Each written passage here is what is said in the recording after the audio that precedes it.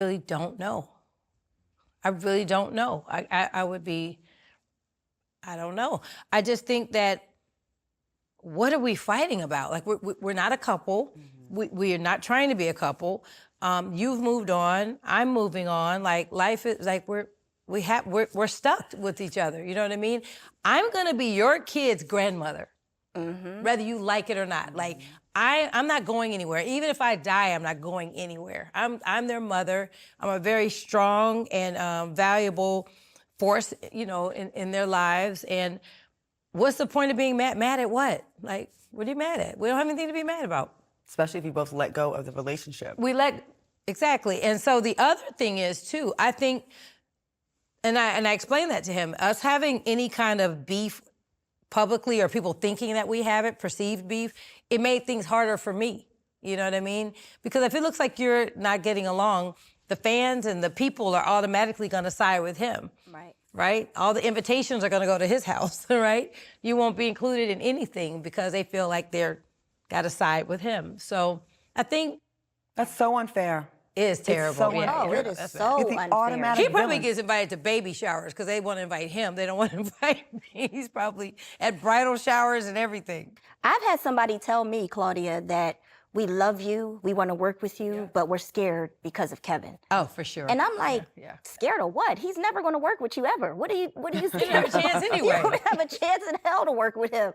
So I don't understand what you're scared about. And you know, but that's that mentality in Hollywood, like we have to pick a certain side. They do. And so, you know, when me and him, I did the last episode of House Husbands of Hollywood, he put me on that. So I started telling him, this is where stuff started clearing up too, because I was like, Kev, like the last Netflix special, like before I was getting paid off them jokes, I'm like, none of that money's coming to me anymore. So yeah, stop putting me in the jokes, because I just don't like it anymore.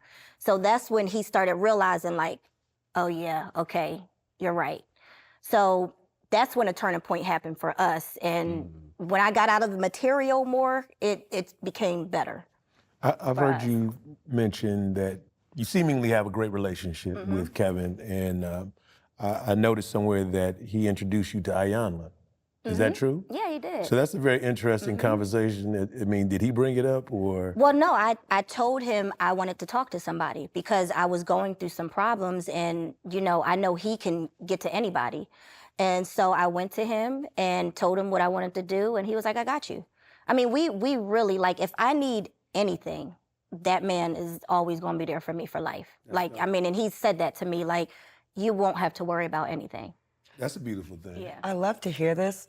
I remember before Kevin really blew up when he came to the Foxhole. And that's in the middle of you guys when it was kind of getting, you know, y'all were having your issues. Right.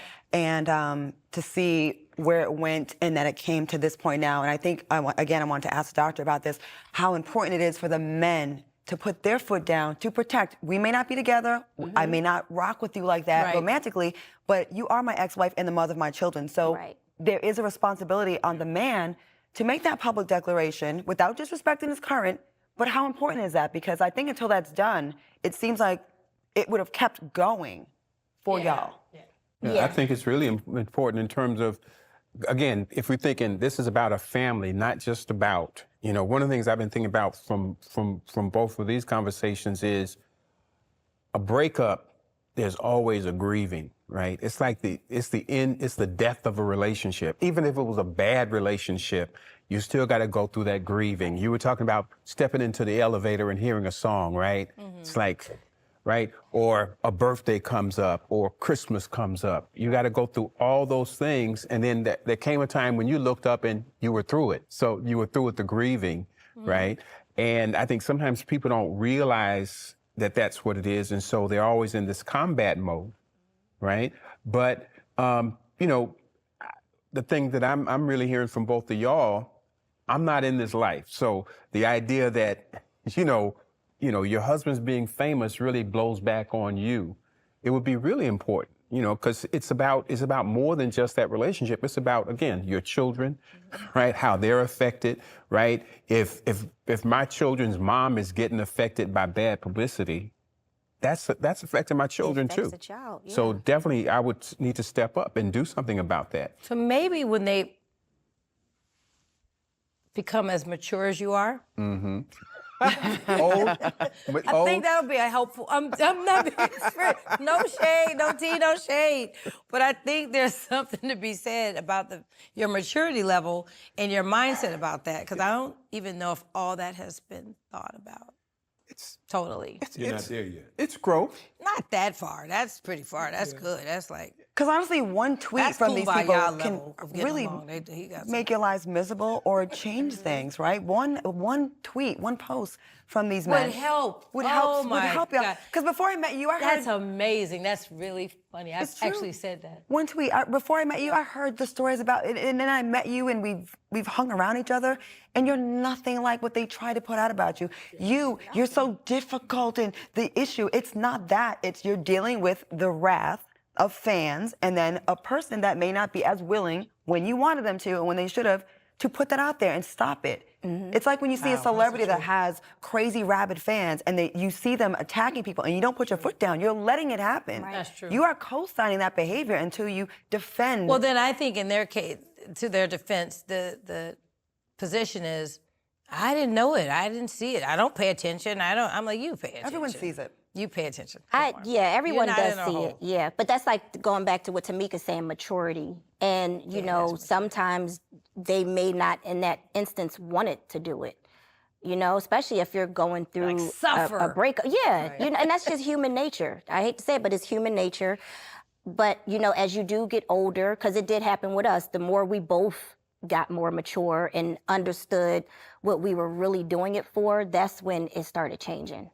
So blending your future family, so to speak, and I know oftentimes it's on the woman to have to deal with, okay, he's moved on, and certainly you have very public exes, but you know, do you ever face men that you may be dating being intimidated by who your ex was, or Hate it. not feeling like, okay, I know this is gonna be good. We need to unpack this. Like, but feeling as if they can't necessarily really build with you because of this other individual, and what do you have to do to, offset that?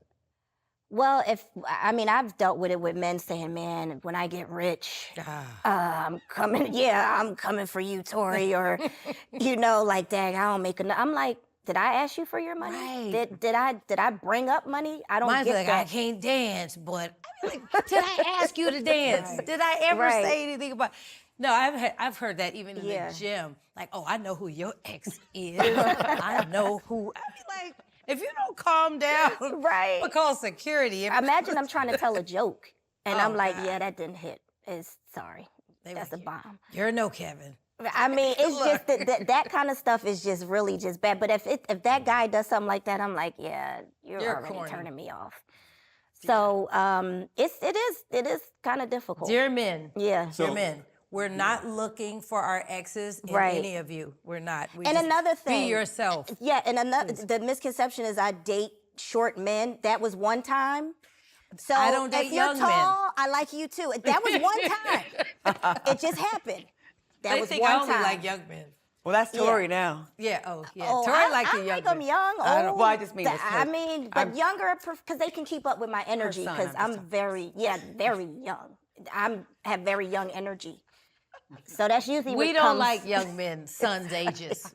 Okay, just for the record. So speaking of maturity and, speaking about your exes being mature and finally getting to that point and hopefully, and still working on it, have y'all been able to be on that level of maturity to speak and have a relationship with your ex's current woman, wife?